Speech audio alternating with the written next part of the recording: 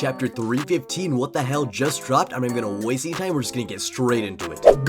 Goal! Batra! Breaking past two aces of smash and a preemptive goal. It's Japan's young king dribbler, Meguru Batra! And oh my days, look at this sick flip that Batra hits. I'm not gonna hold you, I tried doing a backflip once. That shit did not end well. I deadass looked like this. So I gotta put props on Batra because he's doing what I never could do. Even Obabona's shocked. And we're only 3 minutes and 40 seconds into the game. Batra sensei! 44 days earlier, we're getting flashbacks with Batra and these little kids that he was teaching. Please teach us about soccer. Woo, yay! Okay then, let's try lifting first. You hit it with the top of your foot like this. Like this. See? Like this? Like this? Nah, I can't do it. Try to feel like you're playing. Don't think too much, just feel it. Feel. Like this? I can't do it. This is boring. Uh-oh. Wait a sec. Huh. I thought I got this. Oh, what's obvious to me isn't obvious to others, I guess. Okay, let's try this. Drop the ball onto whichever foot you prefer, then hit it back up and catch it. Can you do that? And Batra's locking in trying to teach these kids. Way better man than me. Because I tried teaching kids some one time at a daycare. Yo, it up to me, bro. Kids are the worst. I do not want to ever teach them again. So the fact that Batra's struggling through this got my respect. Wow, I did it. I'm getting it.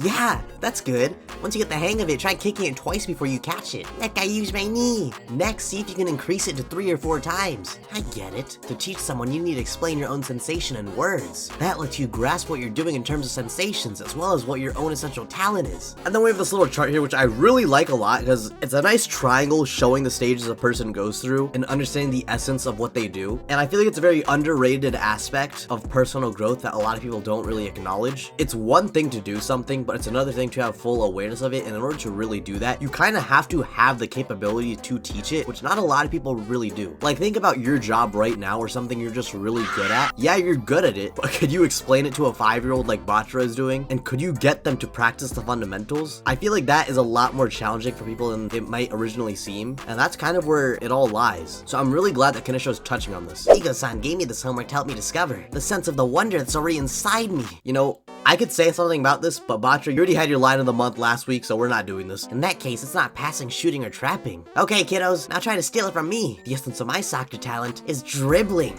Wow, cool. Wait, Batra. It's not like anybody taught me the source of my fun, but I'll make dribbling my ego and become #1 in the U20. And Onazi, he's being inspired by all this. This guy rules. And Kuso and the rest of the defenders are talking too. They caught us off guard. Let's try again. Time to strike back. Let's go. All right, guys, trust in me. And we hit the restart as Kuso dribbles the ball past Batra.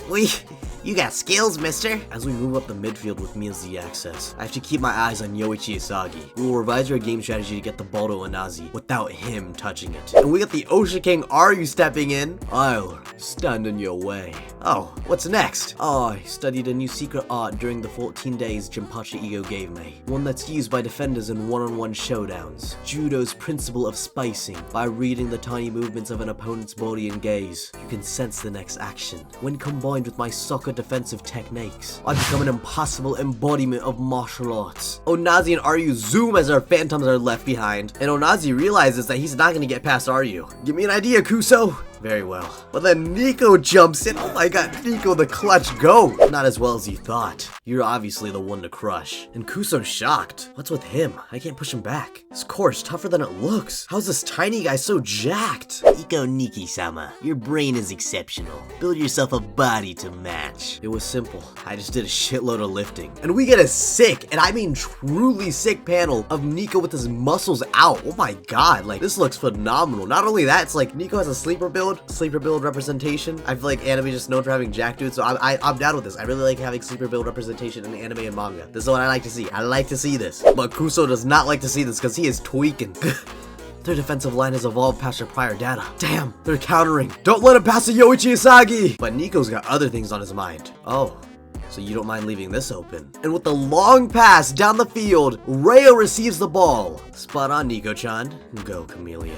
And he hits that little eye pose. You know, I'm gonna be honest. I did not like this shit when Blue Lock first started. I thought that shit was corny as fuck. But now that you're doing it here, I can't even fault you. I can't. It's kind of tough. And I feel so fucking bad for Kuso. I feel like these past 3 chapters have just been him losing his mind as Blue Lock obliterates the Nigerian team. Because look at this face. He is tweaking. So starting with Yoichi Isagi. Watch out. They could pass anywhere. Melo's tweaking. Obabono's tweaking. This guy, yeah, you know, he's accepted it. Unlike these guys, he knows it's over. This guy doesn't even have a name, but he's like the most self-aware player on the Nigerian team because he's already accepted that there's no way they win this. He knows that their team has lost. This is the face of a man that knows defeat. And Rayo starts tearing apart with his chameleon abilities. Initiate. Copy. Come on.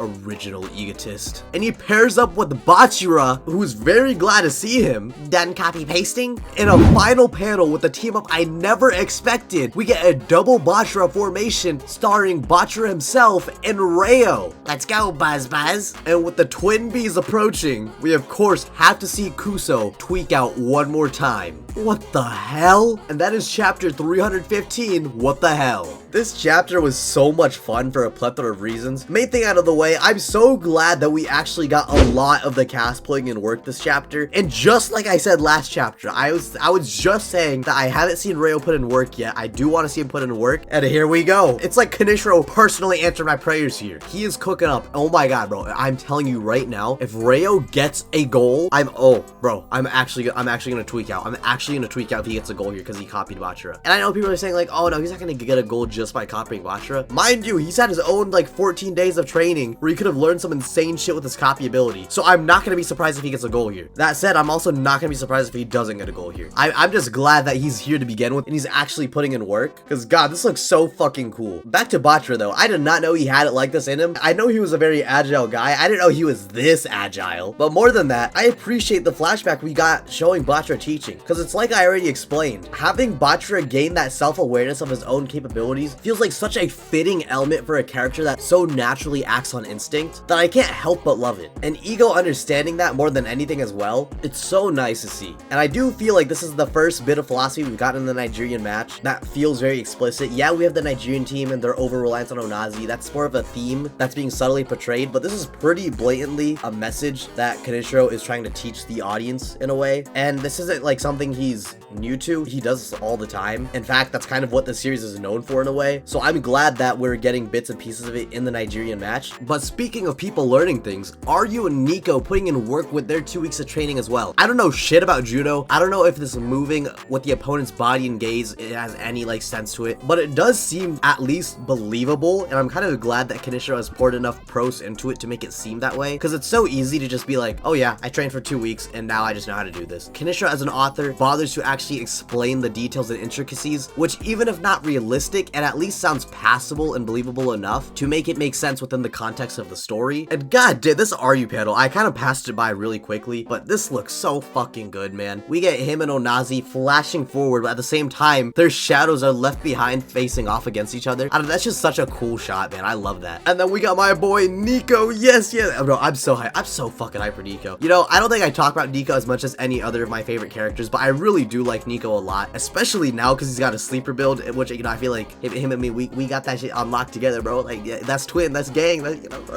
I fuck with Nico especially because he's one of the very first people that we've been introduced to in this series through a proper game, and just seeing him come this far, man, it's just so nice. But yeah, all these beautiful characters aside, Nigeria is undeniably cooked through and through, well done, no chance of any pink in the center. Yeah, they're just done. Like, even if this gets blocked off somehow, I don't really see Nigeria being strong enough to overwhelm Blue Lock when they can't even understand what the fuck is happening to them in the present moment. I just don't see it happening. I really don't. And I feel like we're all getting swept away by the hype of the game, but mind you, Kira is coming back. I just did want to remind you of that. I know, yeah, you might hate me, but remember, he's coming back. He is coming back. Let's not forget that. But yeah, that's probably all I had for this video. Not a short chapter, but definitely a fun one that was very quick to get through. And remember, if you enjoyed it, to like, comment, and subscribe because it helps me a ton, and most of you aren't. But until then, I'll see you next time.